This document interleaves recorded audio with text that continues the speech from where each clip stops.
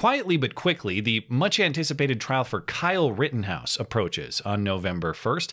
It's expected to last 2 weeks, and it'll be an important one to watch, not just for its political significance, but for what it represents for your rights. This, of course, is a murder trial, among other charges, but it's a murder trial in which who killed whom isn't actually in dispute. This is purely a self-defense case. Rittenhouse's lawyers admit that Kyle pulled the trigger, and the prosecuting attorney says this isn't a whodunit. The issue is not whether Kyle killed someone.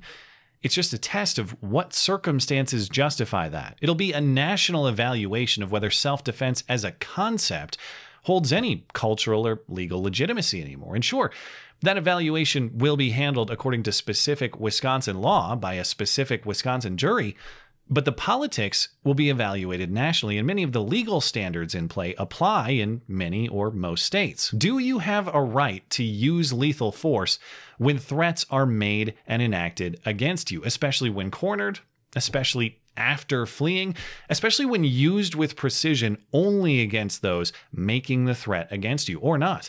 The Rittenhouse case is not some difficult, complex test of where exactly those lines are drawn. It's a case of near purity to test whether any lines even exist at all. Because Kyle didn't just reasonably believe there to be unlawful interference with his person, as Wisconsin self-defense law prescribes. He was actively interfered with when Joseph Rosenbaum tried to grab his rifle, when Anthony Huber hit him with a skateboard, and when Gage Grosskreutz pulled a handgun on him. And remember, Kyle shot each of these men only after they actively, physically attacked him, after Kyle had fled their aggression and been cornered. And Kyle shot them and only them. No bystanders, no uninvolved innocents. The shots were restrained and precise. If you can't defend yourself in a situation where people are chasing and physically attacking you, and you try to leave, but they keep chasing and physically attacking you, then you can't defend yourself ever. If the mob wills it, then your face must become one with the asphalt. That will be the new legal standard. So what's on trial in the Rittenhouse case isn't just whether Kyle defended himself, it's whether any of us can defend ourselves, because if Kyle didn't, then we can't. People aren't watching just for Kyle. They're watching for themselves and for their families. Taking only the facts of what happened that night, August 25th, 2020 in Kenosha, and nothing else, this case is as pure an example of self-defense as you could ever write up on paper. But of course, the prosecutor's job is to secure a conviction, not stick to the strictly relevant facts. So part of the prosecution's strategy will be to introduce evidence from outside of just that night, broader evidence they think will portray Kyle as a kid who intended to commit crime frequently and generally. The prosecution is apparently thinking that if they can show that Kyle is of criminal mindset at other times, it follows that Kyle was of criminal mindset at that time, or at least that was part of the prosecution strategy, until the judge on the case booted several of those pieces of tangential evidence out of the courtroom last week. The pretrial evidentiary hearing Friday was described as, quote, an ugly day for the prosecution, as the defense scored victory after victory to the prosecutor's frustration. Two of the prosecution's pieces of evidence were dismissed outright, both Kyle Rittenhouse's alleged affiliation with the Proud Boys and an altercation earlier last year in which he apparently attacked a woman who was involved in a fight with his sister. In trying to portray Kyle as a Proud Boy, or at least a Proud Boy associate, or maybe a Proud Boy associate, pick your smear, but the prosecution could not have been more laughably oblivious or hypocritical. Prosecutors sought to present evidence that Kyle subscribes to Proud Boy white supremacist philosophies and violent tactics because he met at a bar with members of the Wisconsin chapter. I believe this photo shows the encounter in question, the photo in which Kyle flashed the incriminating OK hand sign. There's the official States Exhibit stamp on it. Prosecutors also sought to include the evidence that Kyle met with Proud Boys leader Enrique Tarrio in Miami around the same time. But so what? If I revive Adolf Hitler from the grave and meet with him, do I forfeit my right to defend myself? If I contort my arms into the shape of a swastika, or if I unironically raise my arm in salute to the Fuhrer, do I forfeit my right to defend myself? And even that analogy grants too much, because these events happened after Kyle defended himself. Was it self-defense before Kyle flashed the OK gesture? But the hand sign retroactively made it murder? No, it was always murder, because these are just examples of Kyle's ongoing commitments to violence. That's the prosecution's case. Kyle has always loved violence. That's why he went to Kenosha, because he's a chaos tourist. That's what the assistant DA said at the hearing. Kyle is drawn like a moth to the flame of our community. Well, that is an apt comparison, since your community was literally on fire. That's not even a metaphor. That's just an actual description. But in the case of those famously mostly peaceful flames, are we seriously going to argue that the moths who gathered around are more responsible for the violence than the actual arsonists who lit these fires? Even if Kyle is a chaos tourist, who is responsible for the chaos? And why aren't we as citizens free to tour wherever we damn well please without submitting to the chaos if it attacks us? It's just a preposterous argument. It grants that Kyle Rittenhouse was responding, not initiating. It grants that Kyle was an observer, not an aggressor. Unless you want to argue that moths somehow commit crimes against flames inherently. And rightfully, the judge didn't see it that way. Judge Bruce Schroeder, Wisconsin's longest-serving sitting judge, rejected this evidence to build a Kyle Rittenhouse Proud Boys connection on the grounds that this stuff is just character evidence. Even if we think Kyle has bad views, it's not directly relevant to his conduct on that specific day. And the judge said the same about evidence that Kyle attacked a woman in that unrelated dispute with his sister months prior. The judge said that event was nothing like what happened at the Kenosha riot, that his decision would be reversed by an appellate court if he allowed that evidence into this case.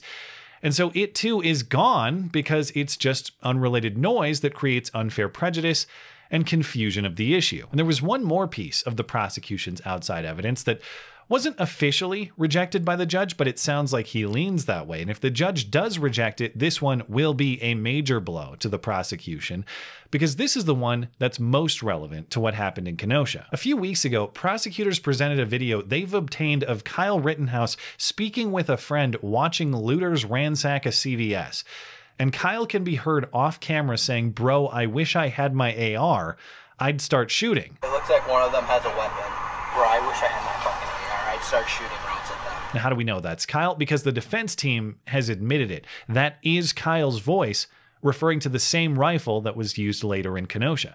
The prosecution says it shows Kyle has a propensity to see things and jump to conclusions without facts and threaten to kill people with his baseless assumptions and wrongful interpretations. But of course, it's not a wrongful interpretation.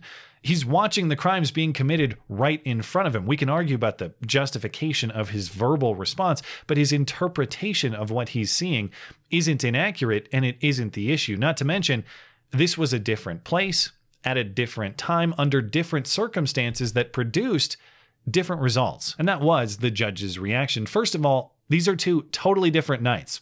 An improper motive in one doesn't necessarily imply an improper motive in the other. But second, even if Kyle had improper motive responding to that CVS crime scene, he never acted on it. If Kyle really wanted to offensively kill people with his AR that night, presumably he could have. But he didn't. Instead, he called 911. The judge deferred his decision to accept or reject that video evidence until later, but he said if he had to decide immediately, he would reject it. There were a couple of other smaller pieces against Kyle that the judge rejected as well. The prosecution wanted to force the defense to release the names of everyone who donated to Kyle's defense fund, and the judge said no, but said he's open to issuing a direct subpoena for that information. I'm not sure if the intent is to release that information publicly or just to comb through it to find impure names on the list to further pursue this flailing defamation strategy. And the prosecution also lost a bid to include the fact that Kyle's rifle was purchased with stimulus money, whatever relevance that supposedly has. Well, maybe if Kyle had just stolen the rifle instead, this would be a non-issue. The prosecution is simultaneously arguing that the looting of entire city blocks is nobody else's concern and Kyle should have just minded his own business, but an honest purchase must be strictly scrutinized. Now granted, there are legal questions about who bought the rifle and for whom, but you get my point. Looters stealing and burning is just normal behavior. It's Kyle buying something that shows he's the one with violent intent. The fact that the prosecution is grasping at such desperate straws implies that they aren't fully confident in their ability to secure a conviction based only on the facts of that day. And of course, if you're building a case, you'll take whatever angles you can. So just because these tangents were dismissed doesn't mean they have nothing necessarily, but if the reporting on the hearing is accurate, the prosecution wasn't just trying to score bonus points, they were observably frustrated, upset that their crucial evidence was being dismissed.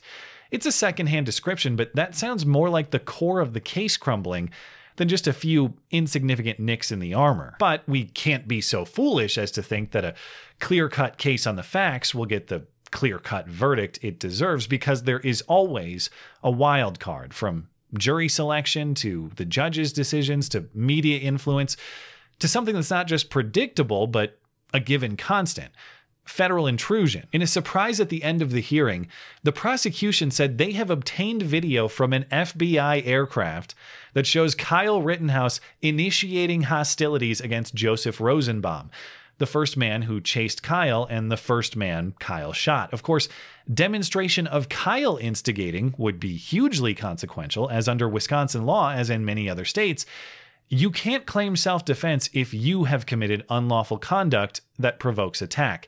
The defense says they have not seen this video before. Yes, apparent FBI aerial surveillance that nobody has seen until now, because notably it was not used against the hundreds of people rioting and committing crimes that night. Evidence the FBI apparently did not care to disclose or submit pursuant to the prosecutions of the people who actually started the fires that night. Evidence the FBI only swoops in now to reveal. And as much as I'd like to believe that's overstatement or exaggeration, it probably is not. In fact, it's probably not even the full extent of the federal involvement here. We're only about an inch away from learning that Kyle's attackers were FBI plants, and the FBI is now seeking revenge for the destruction of its assets. That is, if they actually had time to send a few guys over to Wisconsin at a time when they were very busy faking a plot to kidnap the governor in the next state over. If ever there was a case where truth and justice have a clear path to prevail, this is it.